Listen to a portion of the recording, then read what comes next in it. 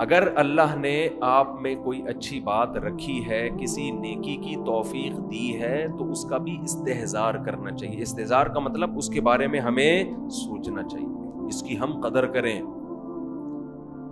اس پہ اللہ کا شکر ادا کریں۔ یہ نہ دیکھیں سب روزے رکھنے تو ہم نے رکھ لیا تو کیا ہو گیا، بھائی سب کا نہیں پتا، ہم تو نالائق ہیں یار، سب تو بہت نیک ہیں، وہ تو رکھ سکتے ہیں، ہم جیسے نالائق کو اللہ نے توفیق۔ میرا جو اللہ سے معاملہ ہے، مجھے کیا پتا آپ کا کیا معاملہ ہے، میں تو اپنا معاملہ دیکھوں گا۔ تو ہمارے نبی اپنے آپ کو موٹیویٹ کیسے کرتے تھے؟ رہب الظما، پیاس چلی گئی، وابتلت العروق، رگیں تر ہو گئیں، وثبت الاجر انشاء اللہ، اور اللہ نے چاہا تو اجر ہمارے اعمال میں لکھ دیا گیا، اجر لکھ دیا گیا ہے۔ تو اس سے انسان کو اگلے دن دوبارہ روزہ رکھنے کا حوصلہ ملتا ہے۔ اور گناہ میں الٹا، تھوڑی دیر کی لذت، یہاں سے بات شروع ہوئی تھی کہ جوانی میں بھی یہ لذتیں اگر آپ نے کنٹرول نہیں کیا نا تو بڑھاپے میں یہ لذتیں بڑھیں گی، مگر گناہ کرنے کی طاقت کیا ہو جائے گی؟ ختم۔ تو حسرت، افسوس، ٹینشن والی زندگی۔ تو اس لیے جوانی میں اپنے آپ کو نیکی کا عادی بنا لو، اس سے بڑھاپا بڑا خاندانی گزرے گا، اللہ اللہ کی بڑھاپے میں توفیق ملے گی۔ جوانی میں تسبیح کی عادت ڈال لو، سمجھتے ہو؟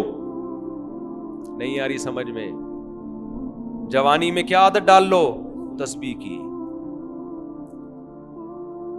نبی صلی اللہ علیہ وسلم نے فرمایا، صحیح بخاری کی آخری حدیث، کلیمتانی خفیفتانی علی اللسان ثقیلتانی فی المیزان حبیبتانی الی الرحمن سبحان اللہ وبحمدہ سبحان اللہ العظیم۔ دو کلمات زبان پہ بہت ہلکے، ترازو میں بہت بھاری، اور رحمان کو بہت محبوب۔ ایک سبحان اللہ وبحمدہ، دوسرا سبحان اللہ العظیم۔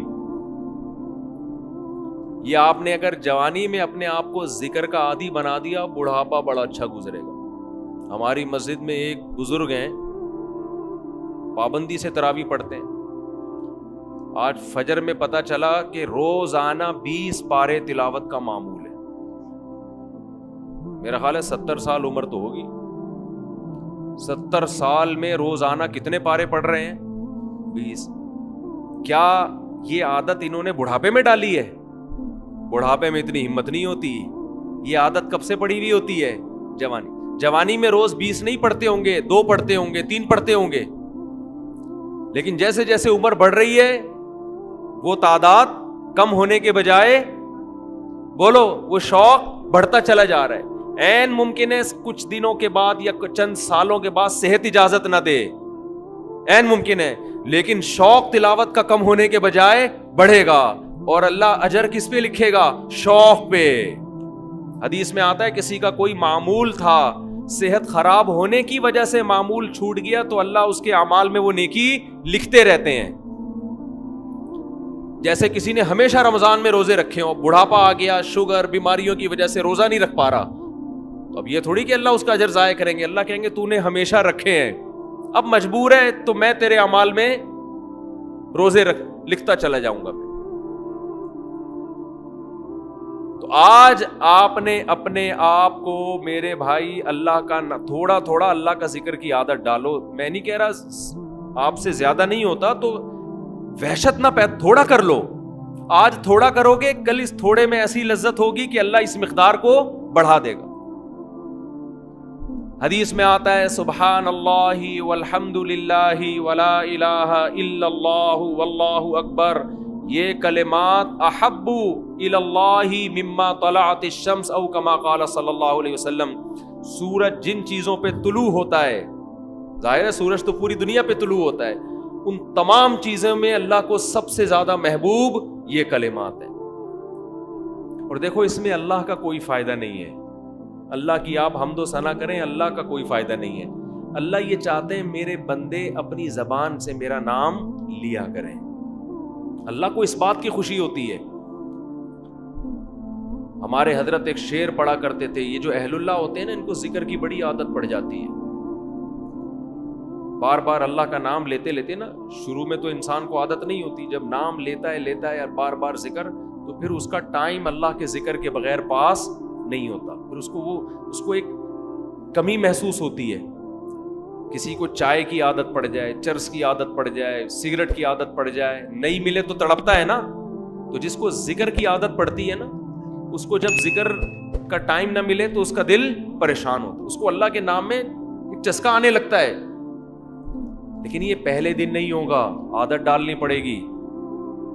تو روز آنا اس کا معمول بنا لے، 100 دفعہ صبح 100 دفعہ شام تسبیح کا معمول بنا لے. اس سے کیا ہوگا؟ ابھی شاید دل نہ لگے آپ کا، لیکن جیسے جیسے عمر بڑھے گی اللہ کے نام کا چسکا لگنا شروع ہو جائے. بڑھاپا بہت اچھا گزرے گا، اللہ کو یاد کر کے گزرے گا. کھوپڑی شریف میں بات آ رہی ہے کہ نہیں آئی؟ اور اگر ہر وقت دنیا کے تذکرے کرتے رہے نا، ہر وقت ویڈیو گیم لے کے بیٹھے ہوئے، پب جی کھیل رہے ہیں، سانپ والا اب تو سانپ والا ختم ہو گیا، اب آ رہا ہے سانپ والا. نوکیا میں آتا تھا، سانپ لمبا ہوتا جا رہا ہے، اس کو پتہ نہیں فضول ٹائم ویسٹ کر رہے ہیں. ہم پریشان ہوتے ہیں یار، ہمارے پاس کاموں کو نمٹانے کا ٹائم نہیں ملتا. ہم تو چاہ رہے کاش یہ دن 24 گھنٹے کے بجائے 48 گھنٹے کا ہو جائے.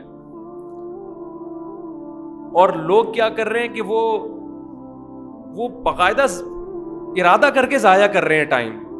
ہمارے تو کام نہیں نمٹتے. جب ہم رات کو سونے کے لیے لیٹتے ہیں تو کہتے ہیں یار آج کا دن بھی گزر گیا اور کام ویسے کے ویسے ہی. اور ادھر باقاعدہ ارادہ کر کے جو ہے نا ٹائم ضائع کیا جا رہا ہے کہ چلو ٹائم ویسٹ کرتے ہیں. ایسی چیز میں ٹائم گزر جائے نا جو ذہنی تفریح کا ذریعہ بنے تو بھی ٹھیک ہے. گپ شپ لگا لو دوستوں کے ساتھ بیٹھ کر. یہ کیا ہے یار، دماغ کو خامخواہ کا تھکا رہے ہو بیٹھ کے. تو اگر پب جی کھیلنے کی عادت ڈال لی تو جاؤ گوروں کا بڑھاپا دیکھو. اولڈ ہاؤس میں بڑھاپے میں سنوکر کھیلتے ہیں، کیرم بورڈ کھیلتے ہیں، لڈو کا نہیں مجھے پتا، یہ چیزیں کھیل رہے ہوتے ہیں بڑھاپے میں. اور ہمارا بوڑھا بڑھاپے میں ایک دن میں 20 پارے ختم کر رہا ہے. سمجھتے ہو کہ نہیں؟ وہ نماز میں دل بہلا رہا ہے، وہ تہجد میں اس کا ٹائم گزر رہا ہے. کوئی ویڈیو نہ بنائے، لکھا ہوا ہے نا. تو یہ کیسی عجیب بات ہے. آپ جائیں وہاں، ایک صاحب نے مجھے کہا کہ میں نے یورپ میں بڈھی عورتوں کو دیکھا، بڈھی عورتیں 5-6 بڈھی عورتیں بیٹھی ہوئی اور جوا کھیل رہی ہیں، تاش کھیل رہی ہیں. کہہ رہے مجھے یاد آیا یار ایک ہماری بوڑھی ہیں، ہماری بوڑھی عورتیں مصلے پہ بیٹھی ہوتی ہیں، اللہ اللہ کر رہی ہوتی ہیں، آخری وقت اللہ کا نام لے کے گزار رہی ہوتی ہیں. اور ایک ہی بڑھیاں ہیں اور کیا کھیل رہی ہیں؟ تاش کے پتے. اچھا لگتے ہیں بڑھاپے میں یہ؟ ہمارے بوڑھے کو دیکھو، آدمی کا دل چاہتا ہے اس سے دعا کروائے کہ بابا جی میرے بھی سر پہ ہاتھ رکھو. جو تاش کھیل رہی ہو بیٹھ کے اس بڈھی سے دل چاہے گا؟ اسے تو آدمی نصیحت کرے گا کچھ اور کر لے. تھوڑے دنوں میں اتنا راشا آئے گا نا ہاتھوں میں تھوڑے دنوں میں کہ ایک پتے کے بجائے 2 گر رہے ہوں گے، 2 پتے ایک ساتھ گر رہے ہوں گے. تو اس لیے کارآمد بنا لو، کچھ تھوڑا بہت اللہ کا نام لے لیا.